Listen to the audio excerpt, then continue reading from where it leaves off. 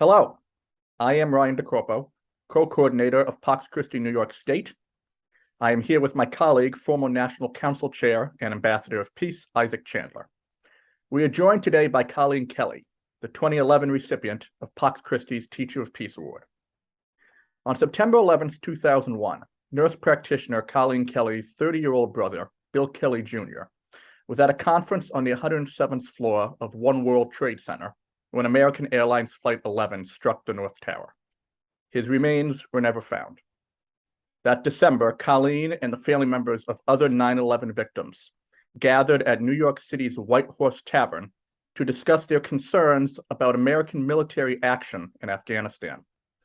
2 months later, at the Church Center for the United Nations, Colleen and some 250 others established September 11th Families for Peaceful Tomorrows, which opposed America's brisk entry into war following the attacks and criticized airstrikes in the Middle East.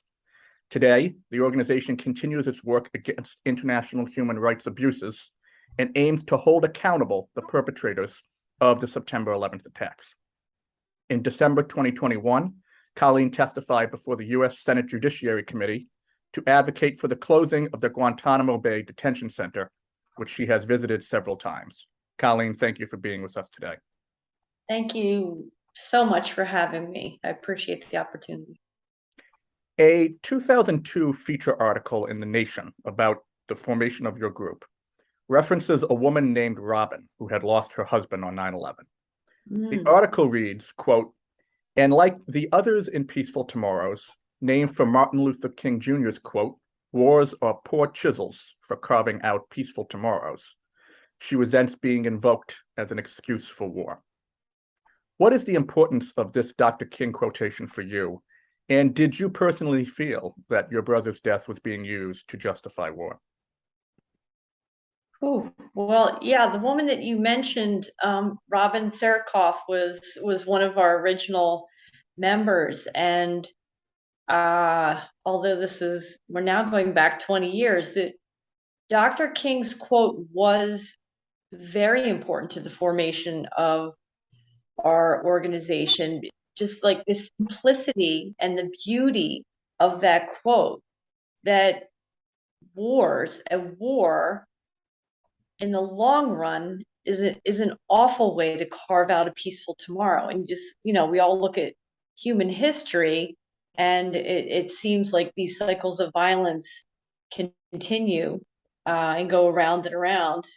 So it was very purposeful that we chose Dr. King's quote to kind of be our motto, if you will. That seems to belittle it a little bit, but to be kind of part of our mission and part of our groups. It would come to define our group's effort to stop these cycles of violence and stop these cycles of continual armed conflict. I have to say, I don't, very, very early on in October of 2001, when the U.S. did begin its military campaign in Afghanistan, I remember on a very, very basic human level, just feeling profound sadness, knowing that families in Afghanistan would now be feeling what my family felt. And that feeling was then accompanied by the realization by that November, I would say, or early December, that yes, that what had happened to 9/11, those who were killed on 9/11 would be used to justify armed intervention in other places around the world. So yeah, I think that realization came within the first few months. Wow. So, Colleen, could you describe your relationship with Pax Christi? Yeah, how did you come to know us? How did you first get involved? Well, I moved to New York City in in the 1980s. And I think what I'm first remembering about Pax Christi was every year Pax Christi had a Good Friday peace walk across the city that had the Stations of the Cross, and it would stop in front of various buildings that symbolized each of the Stations of the Cross.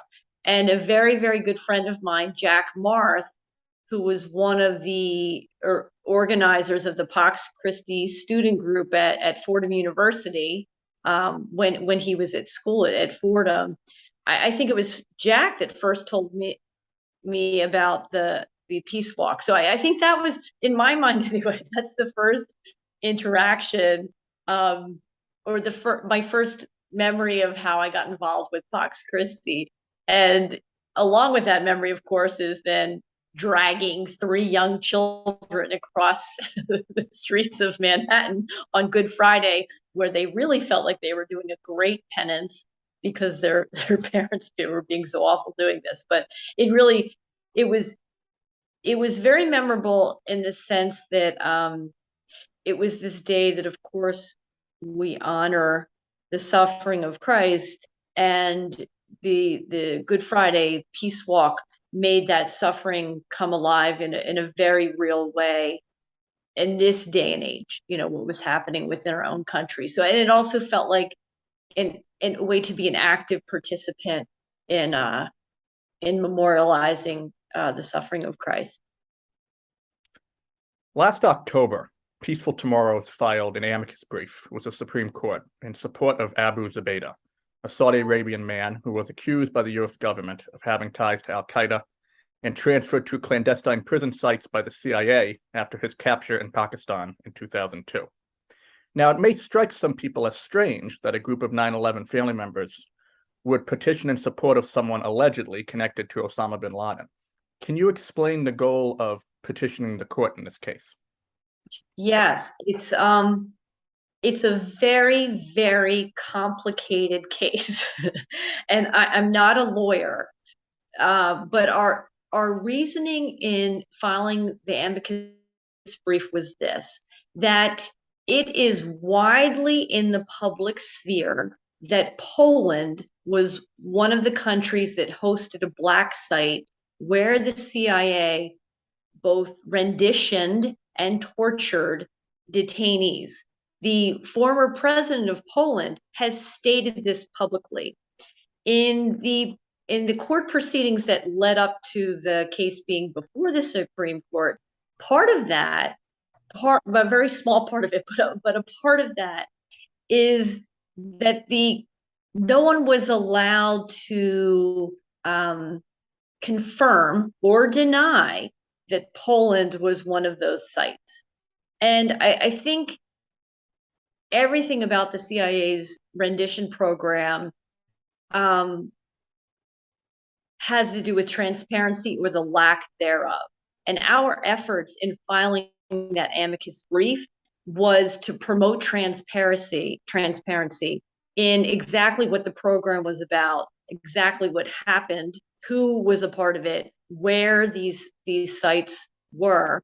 But what was noticeable about that, and it's fascinating if you can listen to this online, when the lawyers were arguing before the Supreme Court, Amy Coney Barrett said the word torture 6, 7 times. It was really kind of the first time that this has been. It almost kind of proved the point of part of this case. Like everyone knows there was a black site in Poland.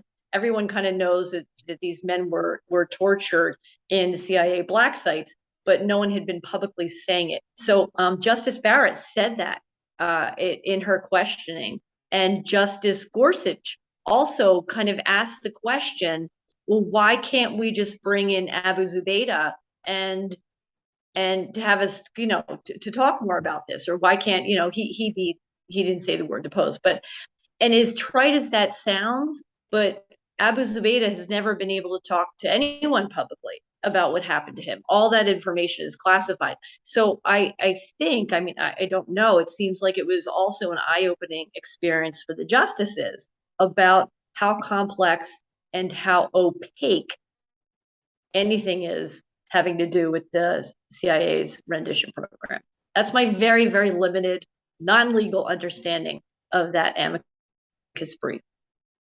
And I should mention too, probably one of the most important points for us concerns accountability. That for anyone to be held accountable for perpetrating what happened on 9/11 and the murder of my brother and nearly 3,000 others, we all want accountability for that. But with that, and necessarily with that accountability, must come accountability for what happened on September 12th and 13th and 14th, the aftermath of September 11th. Colleen, you were raised Catholic, and I'm just curious, what are your hopes for the future for the Catholic peace movement? Wow. Whew. That's a large, and what are my hopes? My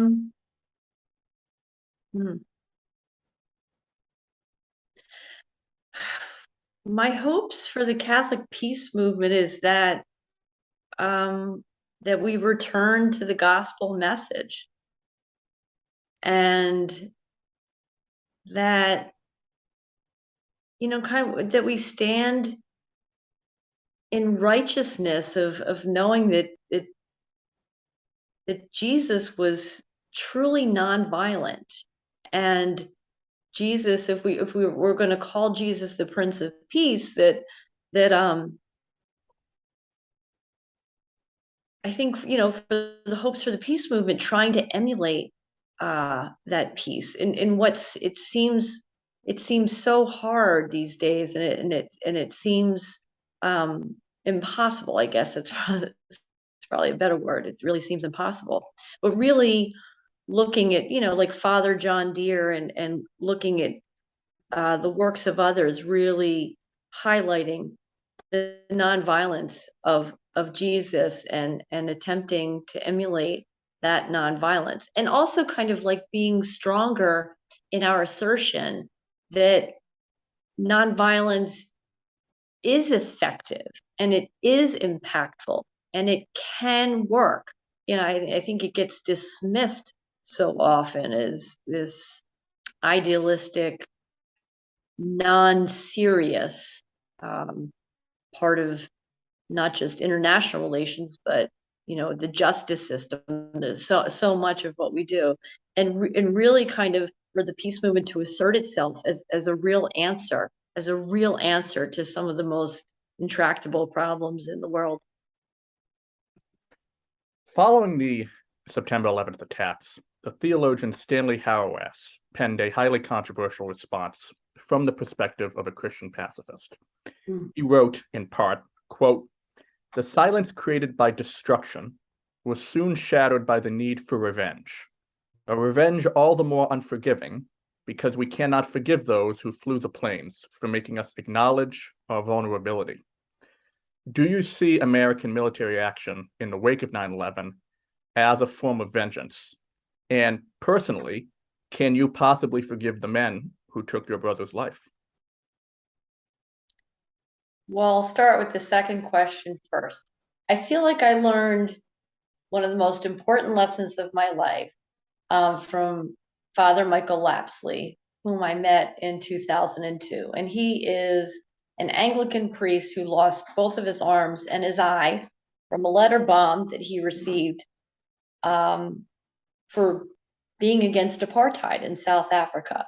And meeting Father Michael within minutes, I think we were both in New York City. I guess we were talking about forgiveness, and he's the one who said to me, like, "Well, you can't forgive the hijackers."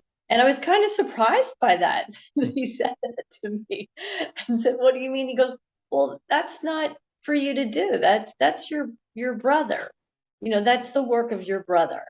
The hijackers murdered your brother. Your work is to forgive or work on forgiveness for how this has affected your life." So, you know, I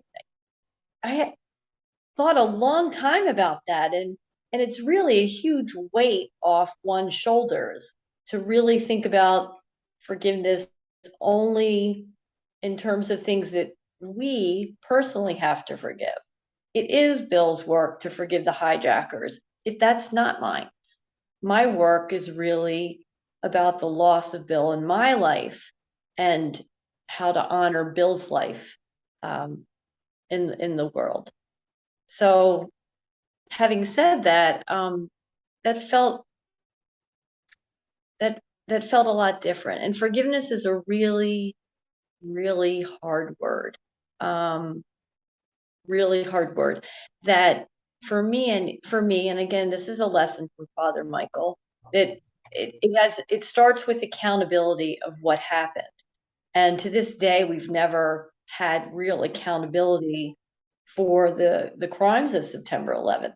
So it's hard to forgive when you don't know exactly who did what and when and how. So we're still waiting on that, or I'm still waiting on that, I should say. And I forget the first part of your question. I'm sorry. I was asking how you would reflect on Stanley Hauerwas saying that American military actions after 9/11 were a form of vengeance. How does that strike you?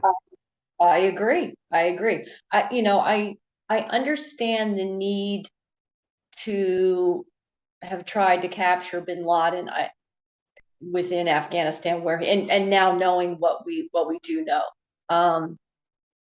In fact, one of the men on trial for the crimes of well, not by trial, one of the men who is part of the military commissions, we now know flew to Afghanistan on September 11th and was with bin Laden in the days after. So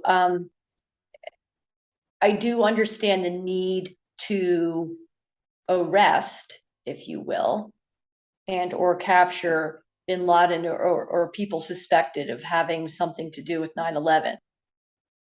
What happened subsequently after that, I think time has really borne that out. You know, what vengeance looks like, and mostly has borne that out in with the CIA's black sites and the torture.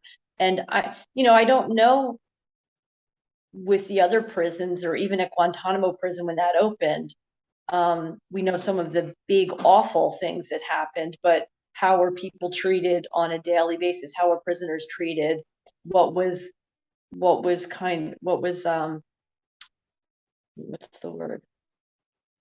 What was vengeful behavior, and what was just behavior? So I don't know. The vengeance part of it is really, really bothersome, and I think it highlights the need for the rule of law, because we're all human, myself included. you know, I've, I've vengeful thoughts, I've vengeful behavior sometimes, and I think being angry and having feelings of vengeance is a very human thing.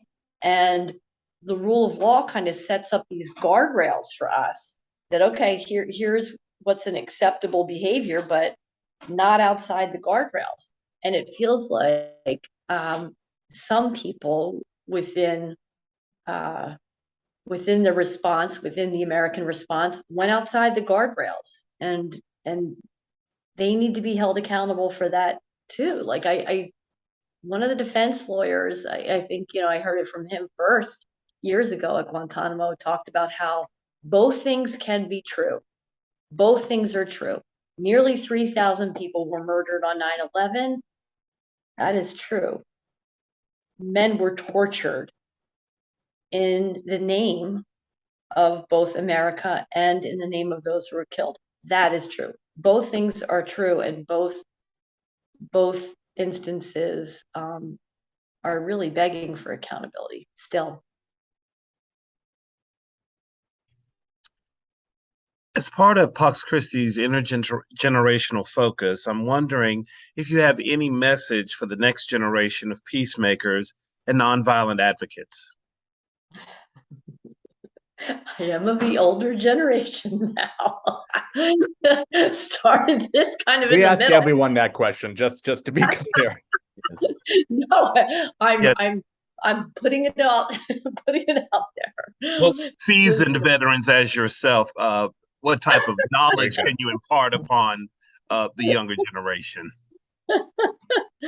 Oh, I don't know about that. I feel like I learn a lot from the younger generation, quite frankly. I really and truly, and you know, part of my upbringing and a little bit of this is a Catholic strain here was about being polite at all costs. And I feel like what I've learned from the younger generation is politeness has nothing to do with justice. You know, that truth and honesty are truth and honesty, and sometimes being polite, dancing around that is not okay. So I do feel like I learned a lot from the younger generation and continue to do so uh, around truth and requiring the truth.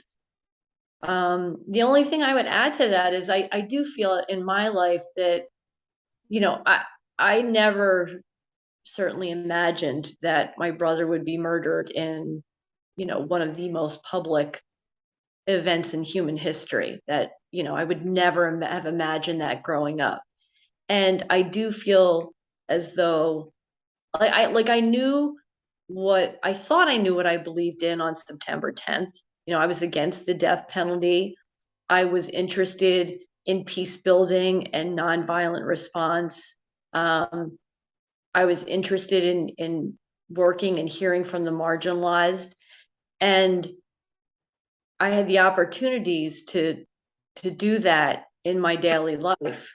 And I do feel like our lives present us with these small opportunities every day to be a peacemaker and to live in radical love and radical acceptance and understanding.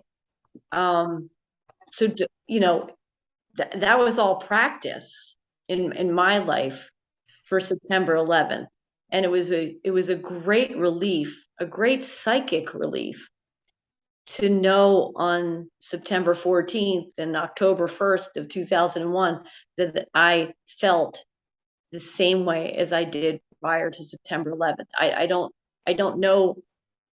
I can't imagine how difficult it would have been to kind of psychically to all of a sudden know that everything I thought I believed in, all of a sudden I believe something different because my brother was murdered. So I guess for me it was helpful to practice all those things in my life for those small moments to prepare for the big one.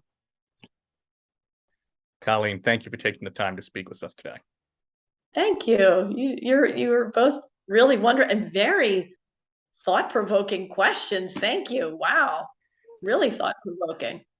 I'm gonna have to defer to my colleague here. He's try. quite an insightful man, and he's a resourceful man because, you know, all these articles and things. He's very well read, so he knows what he's doing. I'm just along for the ride. Now, Isaac has been great as well with all of these interviews. But thank you. Now, how far along are you on these? You getting towards We've the end? done, yeah, we've done about 10, 11. Mhm. Yeah. So That's great. So to stop the recording.